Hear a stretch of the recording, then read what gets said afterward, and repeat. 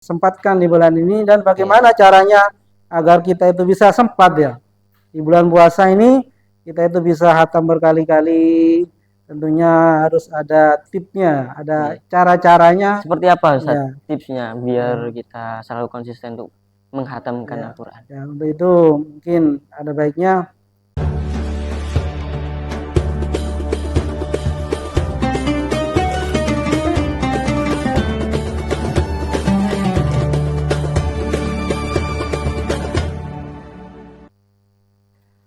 Assalamualaikum warahmatullahi wabarakatuh.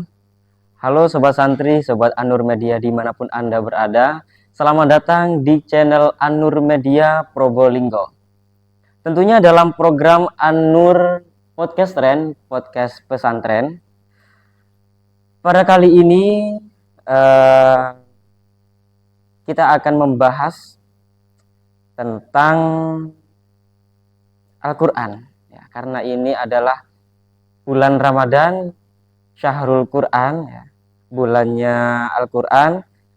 Tentunya Al-Quran sangat signifikan untuk kita bahas. Pada kesempatan kali ini sudah bergabung bersama kami yang akan kita bahas ini. Kita kedatangan seorang ya, co-star. Beliau adalah seorang tahfidz dan juga pembina tahfidz di Pondok Pesantren An-Nur Kota Probolinggo. Inilah dia, beliau Ustadz Amanal Khoifin. Assalamualaikum Ustadz. Waalaikumsalam warahmatullahi wabarakatuh. Sehat nggak Ustadz? Alhamdulillah. Kalau malam sehat. Oh, kalau malam sehat. Iya, kalau siang agak kurang sehat. Oh, agak kurang sehat karena lapar setiap paginya tadi. Itu namanya ujian. Nggih. Ustadz, ini kan adalah bulan Ramadan ya, bulan puasa. Betul sekali. Bulannya Al-Quran. Betul. Seperti apa sih Ustadz kalau kita membaca di bulan suci Ramadan ini, pahalanya itu sama ndak dengan hari-hari atau bulan-bulan pada biasa? Oh gitu ya. Oke, monggo. Baiklah para pemirsa, pendengar podcast An-Nur yang berbahagia. Alhamdulillah atas kesempatan yang diberikan kepada Ustadz. Oke. Kali ini sebagaimana yang ditanyakan tadi tentang Al-Quran, bagaimana pahala membaca Al-Quran ketika dibaca di bulan suci Ramadan. Ya. Tentunya bulan Ramadan adalah bulan yang mulia, bulan yang dirahmati dan yang diberkahi. Insyaallah. Tentunya segala amal ibadah yang dikerjakan di bulan yang mulia, maka amal ibadah itu juga dilipat gandakan pahalanya. Ya, Masya Allah. Ibadah sunat bisa bernilai seperti ibadah wajib. Dan ibadah wajib bisa dilipat gandakan sampai 70 kali lipat jika dikerjakan di selain bulan Ramadan. Masya Allah. Kembali kepada tema seperti apa pahala membaca Al-Quran. Ketahuilah bahwasanya Al-Quran ini adalah firman Allah. Firman Allah. Yang diturunkan kepada Nabi Muhammad bertujuan untuk menunjukkan manusia, menunjukkan umatnya Nabi Muhammad dalam urusan agama, dunia dan akhirat.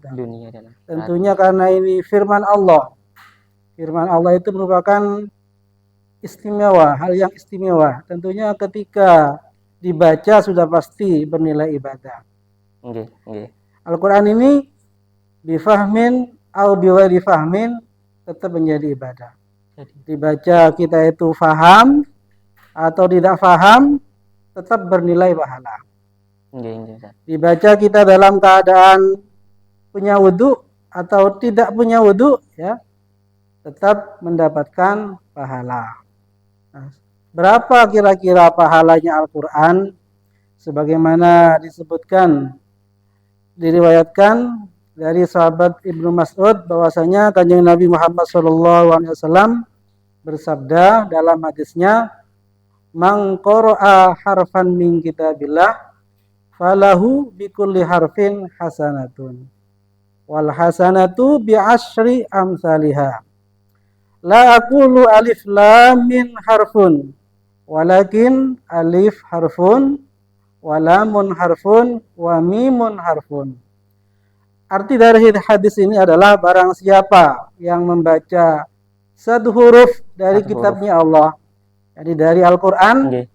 maka falahu bikulli harfin hasanah. Maka setiap hurufnya itu bernilai satu kebaikan. Masya Allah. Nggih. Dan satu kebaikan ini bernilai 10. 10. Karena wal hasanatu bi asyri amsalihha. Masya Allah. Nggih. Kebaikan satu bernilai 10. Kemudian la aqulu alif lam min harfun. Kata Nabi, saya tidak mengatakan bahwasanya alif lam min itu satu huruf, tidak. Itu bukan satu huruf. Bukan satu huruf. Bukan. Berapa, Ustaz? Tetapi alif satu huruf beda, lam beda, mim juga Beda. beda. Berarti Oh, dalam nggih. alif lam mim ini ada tiga Ada 3 huruf. huruf, Nggih. bukan satu huruf. Nggih. Walaupun dalam satu ucapan. Nggih, nggih. Dan satu hurufnya bernilai satu hasanah yang nilainya 10 kali lipat. 10 kali lipat. Karena kenapa kok 10 kali lipat? Karena memang ini keistimewaan dari umatnya Nabi Muhammad SAW. Kita harus bangga, Ustaz. Iya, anugerah dari Allah. Karena kita tahu kalau umatnya Nabi Muhammad ini orangnya kecil-kecil ya. Nggih, nggih. Ya, Kayak saya, Ustaz. ya. Umurnya juga pendek-pendek. Nggih, Ustaz. 60, 70 sudah Nggih, sudah sakit-sakitan wafat ya. sekarang. Nggih, Banyak yang dipanggil. Nggih. Beda dengan umat yang dulu. Nggih. Seperti umatnya Nabi Nuh, umurnya berapa? 950 Atusan. ya. Nggih, tetangga saya banyak yang Ya. meninggal juga. Makanya ketika dikejar-kejar amal, Nggih. orang yang umurnya panjang dengan umurnya pendek, sudah pasti yang umurnya pendek kalah amalnya. Kalah amalnya, nggih. Karena itu umatnya Nabi Muhammad diberikan keistimewaan satu hasanah bernilai 10. Sebagaimana dalam Al-Quran, man ja'a bil hasanati falahu asyru amsalihha. Wa man ja'a bis sayyi'ati fala yujza illa mithlaha. Yang artinya barang siapa yang melakukan kebaikan satu maka bernilai 10. Ini untuk amal kebaikan. Nggih, nggih. Sebaliknya wa man ja'a bis sayyi'ah, barang siapa yang melakukan kejelekan satu kali ditulis 1. Nah, inilah keistimewaannya. Jadi kalau kebaikan 1 ditulis 10, 10. tapi kalau kejelekan 1 tetap ditulis Ditulis 1. 1. Ini kan merupakan anugerah. Sebagaimana kembali kepada Al-Quran, di Al-Quran satu hurufnya itu bernilai satu hasanah. Hasanah kebaikan. Kita faham Nggih. artinya atau tidak faham, kita tidak punya wudhu juga pahalanya itu 10 hasanah. 10 kebaikan. Lebih-lebih Nggih. ketika dibaca dalam keadaan wudhu. Nggih. Lebih-lebih lagi ketika dibaca dalam keadaan sholat. Nggih. Maka ini bisa bernilai pahala yang lebih. Begitu Ustaz ya. Oke. Ya, Ustaz, untuk perbedaan selisih pahalanya membaca Al-Quran di dalam sholat dan di luar sholat itu seperti apa, Ustaz? Perbedaannya ya.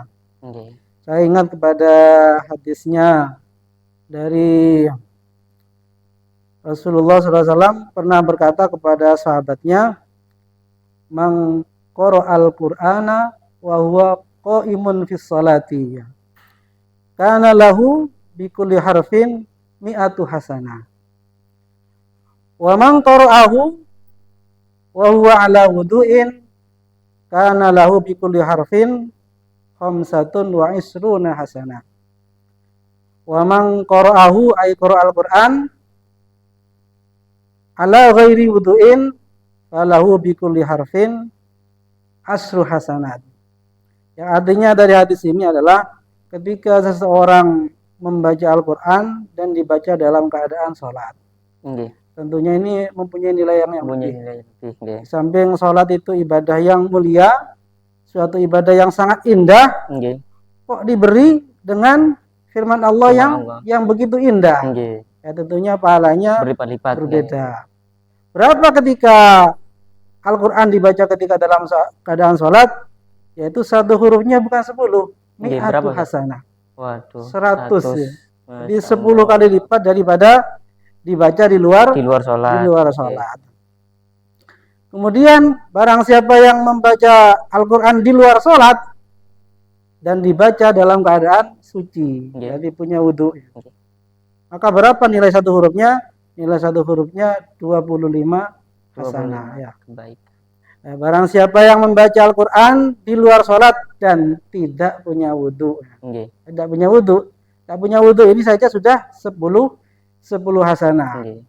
Hadis ini pernah dirinci lagi oleh Sayyidina Ali dengan penjabarannya yang lebih luas. Nggih. Artinya barang siapa yang membaca Al-Qur'an dibaca dalam keadaan sholat dan sholatnya dalam keadaan berdiri. Nggih. Sholatnya dalam keadaan berdiri, maka satu hurufnya bernilai 100 kebaikan. 100 kebaikan. Ketika membaca Al-Quran dalam keadaan sholat, sholatnya dalam keadaan duduk, kan boleh. Misalnya Sakit kita biasanya. sakit atau sholat sunat kan, Nggih, kan sunat. boleh. Nggih, boleh. Sholat tahajud, sholat duha, misalnya capek dalam keadaan duduk, boleh. Boleh. Orang yang membaca Quran dalam keadaan sholat, sholatnya dengan duduk, misalnya sholat sunat, maka pahalanya bukan 100, 50. 50. Sebagaimana sholat sunnah pun ketika dikerjakan dalam keadaan duduk, walahu nisfu ajril qaim, maka Nggih. pahalanya setengah dari orang yang berdiri. Nggih. Dan barang siapa yang baca Quran di luar sholat dan punya wudhu, maka 25. Nggih. Barang siapa yang baca Al-Quran di luar sholat tidak punya wudhu, berarti 10 hasanah. Berarti ini 4 tingkatannya. Nggih. Kalau sholat berdiri Waduh, 100 ya. Nggih. Kalau sholat dalam keadaan duduk 50. 50. Di luar sholat kalau punya wudhu 25. Nggih.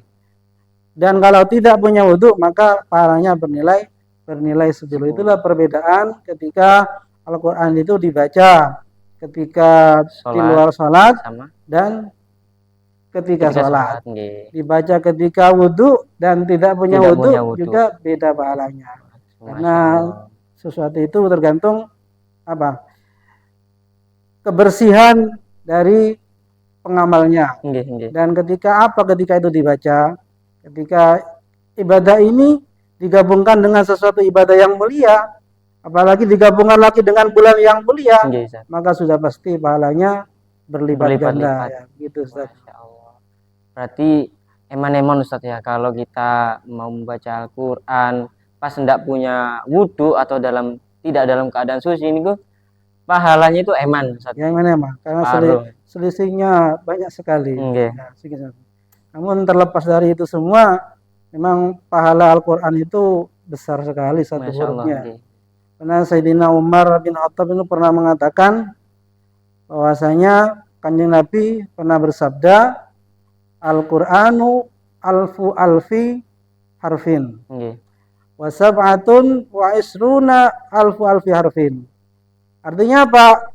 Al-Quran keseluruhan hurufnya itu jumlahnya 1.027.000 jumlahnya. Maka terusannya hadis, famang qara'ahu sabiran muhtasiban lillah falahu bikulli harfin ruhatun minar huril in. Barang siapa yang membaca Al-Quran satu hurufnya ini, maka Allah akan memberikan 1 bidadari. Masya Allah, 1 bidadari. Bayangkan jika hatam 1.027.000 bidadari. Banyak tadi. Lalu Sayyidina Umar berkata, bagaimana ya Allah, bertanya Nabi, kalau bidadarinya banyak, apakah itu mungkin? Lalu jawabannya Allah, rahmatullahi wasi'atun. Rahmatnya Allah itu lebih luas. Dalam artian apa? Orang yang membaca Al-Quran, satu hurufnya, semakin dia banyak sampai hatam, maka semakin banyak pula rahmat Allah yang dia peroleh. Bagaimana teman-teman? Tertarik enggak? Dapat berapa ribu bidadari itu sudah? Iya. Kira-kira hatam berapa kali sudah? Enggak. Apalagi kalau sudah hafal Ustaz nggih. Iya, betul. Nggih, Ustaz. Kalau keutamaan firman Allah, kalam Allah dibanding kalam yang lain itu seperti apa, Ustaz? Oh, keutamaan Al-Quran maksudnya? Nggih, Al-Quran, kalam Allah atau Al-Quran. Baiklah, bahwasanya firman Allah adalah firman yang mulia. Nggih. Tentunya tidak bisa dibandingkan dengan kalam yang lain. Kanjeng Nabi Muhammad SAW pernah bersabda sendiri, Fadlul Quran ala sairil kalam kafadlillah ala sairi khalqihi. Jadi artinya keutamaan Al-Quran dibanding dengan kalam-kalam yang lain, maka seperti halnya keutamaannya Allah atas makhluknya.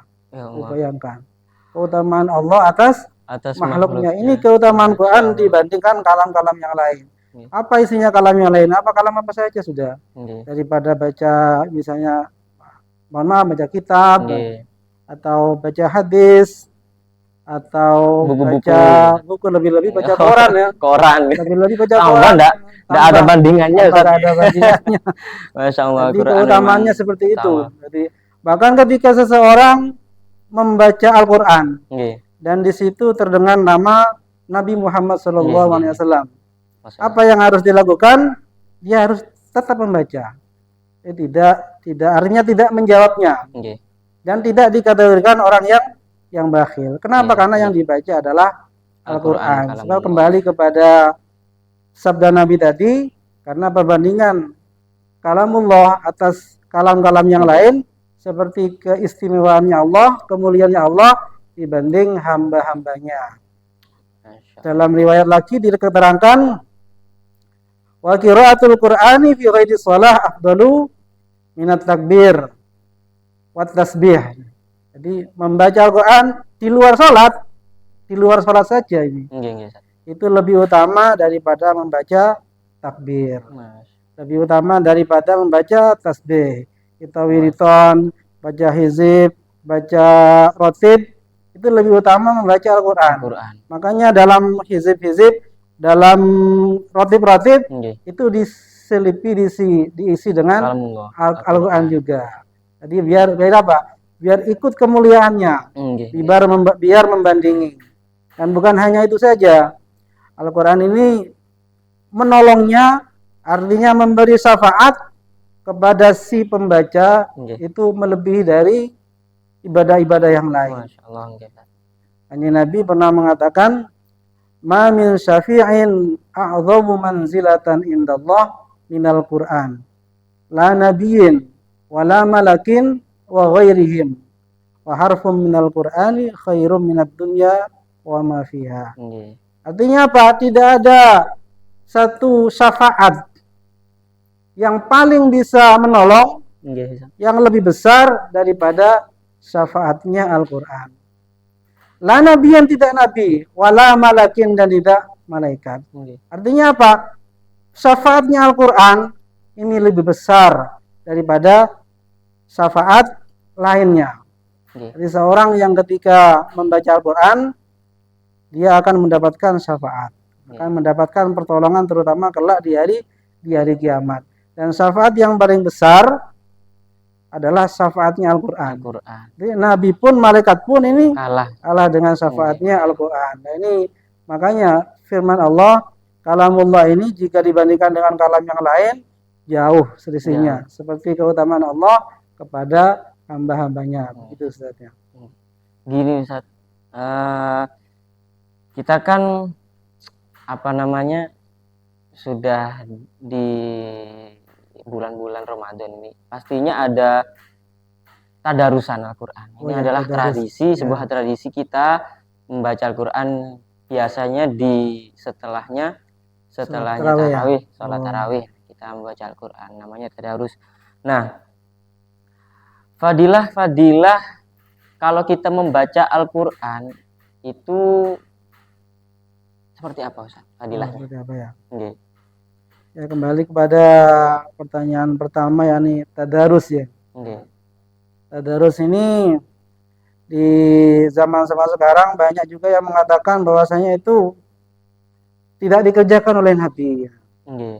Artinya anggaplah ada yang mengatakan bid'ah. Bid'ah. Nggih, bid'ah. Padahal tadarus itu yang dibaca apa? Al-Quran. Al-Quran.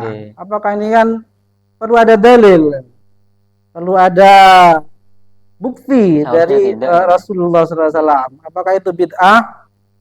Maka saya katakan itu tidak bid'ah. Karena apa? Kanjeng Nabi sendiri pernah mengatakan dalam hadisnya, di situ menyebutkan majtama'a qaumun fi baitin min buyutillah. Yatluna kitaballah wa yatadarasuna. Tadarusna. Wa yatadarasunahu bainahum illa nazalat alaihimur rahmat wa ghasyiyat humus sakinah wa dhallathumul malaikatu fastaghfiru lahum hatta yakhudu fi haditsin. Ini hadis yang bisa dikatakan dalil daripada tadarus. Nggih. Jadi kalau ada yang mengatakan tidak ada dalilnya, ucapkan hadis ini. Hadis ini mengatakan ya, majtama'a qaumun, tidaklah berkumpul satu kaum. Ini kan berkumpul, tadarus kan berkumpul. Fi baitin min buyutillah. Pada rumah dari rumahnya Allah. Apa rumahnya Allah? Adalah masjid. Masjid. Kenyataannya setelah tarawih kumpul di Baitullah, apa yang dikatakan? Yatluna kitab Allah, membaca kitabnya Allah, yakni Al-Quran. Wa yatadarasuna, dan bertadarus. Tadarus ini istilahnya ada yang ngaji, ada yang nyimak, sehingga ketika ada yang salah, ada yang negor. Kemudian bergantian. Tadarus itu arti sesungguhnya itu apa sih, Ustaz? Tadarus ini mengaji sambil belajar. Mengaji. Jadi kata-kata darsun kan, belajar. Jadi belajar, makanya ketika bulan puasa ini banyak suara-suara orang ngaji yang kurang bisa itu banyak bermunculan ya. Berarti tidak harus yang sudah fase baru boleh tadarus, mboten Ustaz. Tidak harus. Karena itu dari salah satu tujuan tadarus adalah untuk memperbaiki bacaan-bacaan orang yang belum bisa dalam Al-Quran. Lalu bagaimana orang yang melakukan tadarus? Apa kata Nabi? Illa nazalat alaihimur rahmah. Maka Allah akan menurunkan rahmat kepada orang-orang tersebut. Allah akan memberikan rahmat dan ketenangan kepada orang-orang yang membaca Al-Quran, kepada orang-orang yang tadarus Al-Quran. Wa ghasyiyat humus sakinah. Dan Allah akan memberikan ketenangan, ketentraman, kedamaian.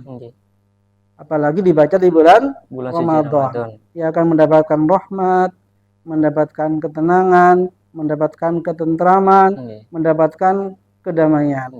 Dan bukan hanya itu saja, para malaikat akan memberikan naungan, memberikan atap lah, kedinginan, rasa kenyamanan.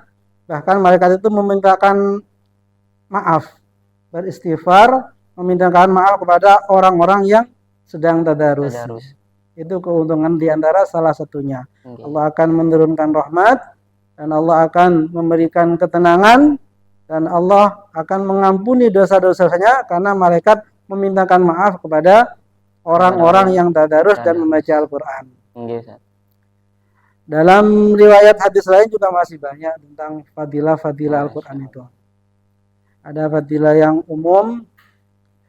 Kanjeng Nabi pernah mengatakan juga, in aradtum aisyas su'ada. Kemudian wa mautas syuhada wan najata yaumal mahsyar. Wa dhilla yaumal har wal hadiya minad dhalalah. Fadawimu qiraatal Qur'an. Fa innahu kalamur rahman wa hisnu hasinin minas syaitan wa rajhanun fil mizan. Artinya hadis ini adalah in aradtum, kalau kalian menghendaki, menginginkan kehidupan yang enak, kehidupan yang baik, kehidupan yang sentosa, dan menginginkan wa mautas syuhada, ingin mendapatkan pahala seperti kematian orang-orang yang mati syahid. Kemudian wan najata minal mahsyar, ingin selamat ketika di padang mahsyar. Wa dhilla yaumal har, ingin mendapatkan naungan ketika kelak di hari kiamat, ketika panas-panasnya, barang siapa yang ingin naungan dan ingin mendapatkan penjagaan dari setan, mendapatkan petunjuk, dan ingin agar timbangannya itu naik, maka apa kata Nabi? Fadawimu qiraatal Qur'an, maka langgengkan membaca Al-Quran.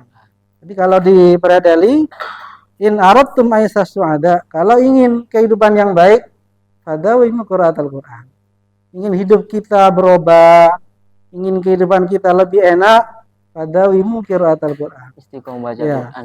Wa mautas syuhada, ingin kematian yang syahid, ya sama, fadawimu qiraatal Qur'an. Kemudian wan najata yaumal mahsyar, ingin selamat ketika di hari mahsyar, Kita ketika manusia dikumpulkan, kalau memang ingin selamat, maka sekarang ini fadawimu qiraatal Quran.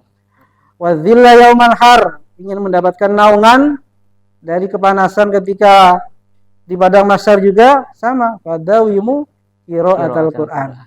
Ingin selamat dari penggodaan setan, fadawimu qiraatal Quran. Ingin agar timbangan amalnya berat sehingga dia akan selamat, sama fadawimu qiraatal Quran. Jadi fadilah membaca Al-Quran itu luar biasa. Fadilah didapat di dunia, juga fadilah bisa didapat kelak di akhirat. Di fadilah secara umum, baik manfaat dunia ataupun manfaat di akhirat. Sungguh banyak sekali yang menerangkan fadilah-fadilah tersebut. Yang terakhir mungkin fadilah lagi, Nabi pernah mengatakan barang siapa yang menyibukkan dirinya, menyibukkan dengan membaca Al-Quran, maka Allah akan memberikan afdolama utiasailin. Allah akan memberikan paling utama-utamanya yang diminta oleh orang-orang yang memohon kepada Allah. Dia akan diberikan yang paling utama. Jadi kalau menyibukkan diri dengan baca Quran, maka dia akan diberikan yang paling utama. Oleh karena itu mumpung sekarang bulan suci Ramadan, bulan Al-Quran, ya kita sempatkan. Ya kita harus sempat, kesempatan tidak akan datang lagi. Kita harus sempat memperbanyak membaca Al-Quran. Maka insya Allah pahalanya akan berlipat ganda dan kita akan mendapatkan manfaat dan fadilah dari Al-Quran itu sendiri. Masya Allah, sangat banyak sekali fadilah-fadilah dari membaca Al-Quran itu tadi ya. Kalau kita dengar mulai awal sampai akhir itu rasanya adem, Ustaz. Maksudnya kayaknya kalau kita ndak membaca Al-Quran, kalau kita meninggalkan Al-Quran, melupakan Al-Quran itu rasanya sia-sia. Ya, betul sia-sia. Teringat juga bimbingan dan kata almarhum ayah saya itu memang disuruh untuk selalu daimul qiraatul Qur'ani tadi, agar nantinya di kuburan dipadangi, diterangi, terus ada yang nemani gitu katanya. Betul. Nah, Al-Quran yang akan menemani.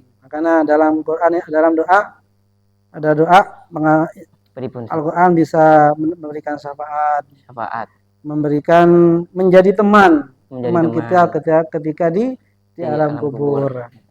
Karena itu ya sempatkan di bulan ini. Dan bagaimana caranya agar kita itu bisa sempat ya di bulan puasa ini, kita itu bisa khatam berkali-kali. Tentunya harus ada tipsnya, ada cara-caranya. Seperti apa Ustaz tipsnya biar kita selalu konsisten untuk menghatamkan Al-Quran? Ya, untuk itu mungkin ada baiknya kita mengusahakan dan mengupayakan ya. Ketika kita siasati setiap setelah sholat kita wajib membaca Al-Quran. Itu harus diupayakan. Dan lagi misalnya kita mungkin ada tergoda dengan HP misalnya, maka kita juga harus punya prinsip. Saya tidak akan buka HP dulu sebelum membuka Al-Quran. Berarti harus didahulukan. Saya harus buka Quran dulu sebelum membuka HP. Itu tipsnya. Di antaranya jadi ketika sholat fardu diusahakan 1 juz. Kemudian sholat lagi misalnya zuhur 1 juz, asar 1 juz, maghrib 1 juz, isya 1 juz, subuh 1 juz, insya Allah itu ringan. Berarti ringan, kalau dalam satu hari lakukan sudah 5 juz. 5 juz ya. Dan itu dalam 1 minggu kan bisa khatam. Masya Allah. Tidak terasa. Apalagi ditambah dengan tadarus bisa lebih dah. Kalau kita misalnya baca sekali 10 juz ini mungkin agak kesulitan. Jadi kita cicil ya. Kita cicil tipnya, setiap selesai sholat wajib baca. Selesai sholat wajib baca. Ya syukur-syukur tadi itu dibaca dalam keadaan sholat juga. Meskipun tidak hafal tidak masalah. Kita naruh atau sholat membawa Al-Quran. Kita taruh di meja atau ditaruh di bawah. Yang penting kita bisa mengatur gerakannya. Biar fadilahnya mendapat lebih besar lagi. Itu salah satu mensiasati agar kita itu mendapatkan fadilah Fadilahnya. Al-Quran dan kita bisa hatam di bulan suci Ramadan ini. Amin. Bisa hatam. Iya. Kalau cara tadi digunakan, maka insya Allah akan hatam paling tidak berapa tadi seminggu? 4 kali. Iya. 4 kali. 4 kali hatam. 4 kali itu yang Masya Allah. sendiri. Misalnya ikut darusan, kan Iya. nambah hatamnya. Iya. Itu merupakan kan luar biasa pahalanya. Kalau sudah hatam, sudah berapa huruf? Iya, Ustaz. 1.027.000. Al-Quran hurufnya sekian, suratnya 114, ya. Ayatnya tadi itu 1.027.000. Iya. Itu kalau hatam 4 kali tinggal kita mengalihkan. Kalau dibaca dalam sholat tinggal ngalihkan lagi seperti itu. Iya. Itu sangat luar biasa. Ya mudah-mudahan kita bisa mengambil Amin. kesempatan di bulan Ramadan ini, bulan Al-Quran. Insya Allah kita akan mendapatkan fadilah Amin. dan mendapatkan kemuliaan di dunia wal akhirat. Amin. Mungkin cukup sekian Ustaz nggih, karena nanti akan ada pembahasan lagi di episode selanjutnya. Oh iya, nggih. Baiklah pemirsa An-Nur Media Probolinggo dimanapun Anda berada, kita juga membuka promosi ya bagi panjenengan-panjenengan yang mempunyai atau merasa menjadi pelaku UMKM khususnya produk makanan. Silahkan menghubungi kami jika membutuhkan untuk dipromosikan di podcast Trend atau di program yang ada di An-Nur Media ini. Silakan daftarkan, kirimkan nanti produknya dan kami munculkan juga di podcast Trend ini. Sponsornya ini. Sponsor seperti yang ada di sini itu sponsor semuanya. Sponsor ya. Yang sudah ditampilkan ini nanti bisa menghubungi ke nomor yang sudah tertera. Nah, seperti itu. Ustaz, mungkin cukup sekian pertemuan kita di An-Nur Podcast Trend, podcast pesantren pada episode dan kesempatan kali ini. Semoga membawa keberkahan dan manfaat bagi kita semua, bagi pemirsa yang ada di rumah. Cukup sekian. Wassalamualaikum warahmatullahi taala wabarakatuh. Waalaikumsalam warahmatullahi wabarakatuh.